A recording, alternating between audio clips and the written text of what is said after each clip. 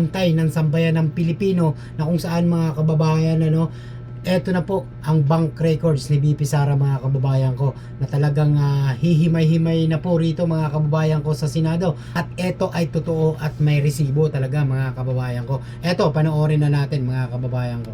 Honorable Rafi Tulfo, thereafter the Honorable Senator Judge Aquino. The Honorable Tulfo is recognized for his interjections and interventions. You have 2 minutes, sir. Thank you, Mr. Presiding Officer. Miss Witness, Miss Constantino, dyan ba talaga ang account ng mga OVP sa bangko ninyo, sa show? Or si VP lang ang nag-open ng account dyan sa bangko ninyo? Yung Office of the Vice President po. OVP. Opo. So, hindi lahat dyan may account ang OVP? Wala na po akong alam. Okay. Kaya nga po, tanong natin, si dating VP Robredo po ba nagbukas din ng account dyan? Actually po, na-transfer lang po sa amin ang MDS account po ng Office of the Vice President noong pong September 2022 nung lumipat po sila ng kanilang office address sa Pioneer, Mandaluyong. Okay. Normal po ba na ganito kalaki ang wini-withdraw ng isang government agency? Is this normal? Nakakita ka na ba nito? Para sa akin, hindi normal other yan. government agencies na ganito kalaki ang withdrawal? Wala po, unusual po ito. Unusual yung withdrawal. So therefore, kung unusual, Madam Witness, hindi mo kayo nagtanong man lang, para saan po ba kayo ito? Kasi alam ko sa bangko po, nagtatanong ako po, nagbabangko ko sa privado, natatanong po yung staff ko, para saan magagamitin ni Sir ito, ni Sen? Hindi na ba ninyo tinatanong? Kasi po may advice naman po siya. So, kumbaga dumaan naman po ito sa proseso nila. Kaya, I don't think po na Pero magtanong pa kami. what is the SOP? Ano po yung standard operating procedure pag may Alam ko talaga, mga OVP? kababayan ko, Opo. So, hindi tinatanong OVP. talaga yan. Opo. So, hindi lahat dyan may account ang OVP? Wala na po akong alam. Okay. Kaya nga po, tanong natin, Tinatanong talaga yan, mga kababayan. Kami nga di ba? Bilang isang OFW, kung saan ang galing, yung pera na ibabangko namin. Like dati, nagbangko ako, nagulat sila, nag-open account ako, may binangko akong almost 150, nung nanggaling ako sa Saudi, kwento ko lang naman. Doon, tinatanong kami kung saan na nanggaling ito, at kung magdideposito ka, di ba? Maghuhulog ka sa account mo sa nanggaling ito. Di ba? Tinatanong talaga yan. Pero ito, mga kababayan ko, pakinggan natin ito, mga kababayan ko. si dating VP Robredo po ba nagbukas din ng account dyan? Actually po, na-transfer lang po sa amin ang MDS account po ng Office of the Vice President noong pong September 2022 nung lumipat po sila ng kanilang office address sa Pioneer, Mandaluyong. Okay. Normal po ba na ganito kalaki ang wini-withdraw ng isang government agency? Is this normal? Nakakita ka na ba nito ng other government agencies na ganito kalaki ang withdrawal? Wala po, unusual po ito. Unusual yung withdrawal. So therefore, kung unusual, Madam Witness, hindi mo kayo nagtanong man lang, para saan po ba kayo ito? Kasi alam ko sa bangko po, nagtatanong ako po, nagbabangko ko sa privado. Correct. Natatanong po yung staff ko, para saan magagamitin ni Sir ito, ni Sen? Hindi na ba ninyo tinatanong? Kasi po may advice naman po siya. So, kumbaga dumaan naman po ito sa proseso nila. Kaya, I don't think po na Pero magtanong pa kami. what is the SOP? Ano pong standard operating procedure pag may mga malalaking withdrawal? Or exempted pag mga government agency, lalo po't mga matataas na ahensya ng pamahalaan? Wala na pong exemption. Kaya lang po itong sa particular na transaction po ng OVP, bali meron naman po kasi silang forward advice po sa branch. Okay. Alam niyo po ba na ito ay for intelligence fund, yung wini-withdraw? Hindi po. Hindi niyo po alam na Intel fund ito. Opo. Pero nagduda po kayo sa ganitong kalaking halaga. Is that correct?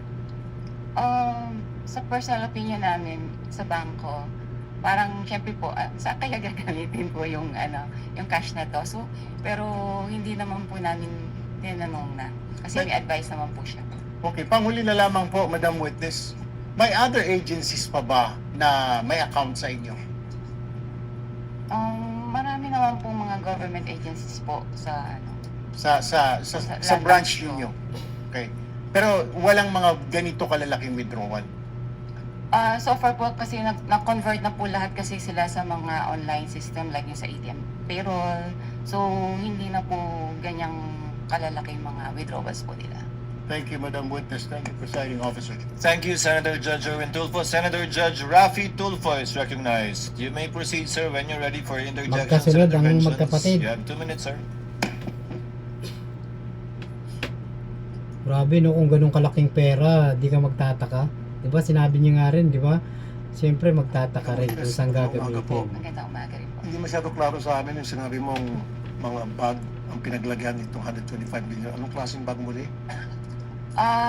Sa pagkakaalala ko po, ito po isang malaking mahabang bag na Mahaba? parang dinescribe ko nga po as Duffel like bag? Gym bag? gym bag po. Iba po kasi Gym yung bag. duffel bag sa bangko. So gym bag gaano kalaki? Mahaba po. Okay. Ayon sa PSP, ang 1 million approximately 1 kilo. So that's 125 million. So si Gina lamang ang nagbitbit ng 125 kilos palabas ng bangko? Ang alam ko pong assistance po na naalala ko po ay nag-provide po kami ng trolley. Ng trolley. At Opo. mag-isa lang si Gina. May kasama po sila eh. Hindi ko lang po ma-recall. So ilang duffel bag po ulit? Mga 3 to 4 bags po. I mean, 3 to 4 Bags. yun sa 125 Gym bags. million. Gym bags. 125 million, grabe no? Dapat sigurado. 3, 4, 5, 6, 7, 8, 9, 10. Kasi kung 125 million at 3 gym bag, yung gym bag, ganun lang kalaki yun. Mahaba Mukhang hindi po. mahaba. Oo. Kakasya ba niya 125 kilos? Mm, Baka nagkakamali kayo. mga 3 to 4 bags nga Dapat po. precise po kayo. Dapat ginadjot daw niyo yan bago paglabas. 3 bags ang lumabas, ang pinaglagyan. Hindi na No. po namin yan, po. Okay, sige. Pero dapat you should be approximate, precise kasi we're talking of impeachment of the Vice President dito. Hindi dapat yung parang kalkulasyon lamang. As much as possible. Tama. Opo, mga ganun, 4 bags. Okay. 4 4 bags. bags. Now, wala bang, kasi alam ko, pag ganun kalaki amount, kuminsan yung bangko nag-offer doon sa depositor na i-deliver yung pera sa lugar na gusto nilang pupuntahan ng perang yon through the what we call armored car, armored vehicle. Hindi ka nag-provide na ganoon? Hindi po. Wala po kasi kaming memorandum of agreement regarding po sa services, cash services po, or cash delivery.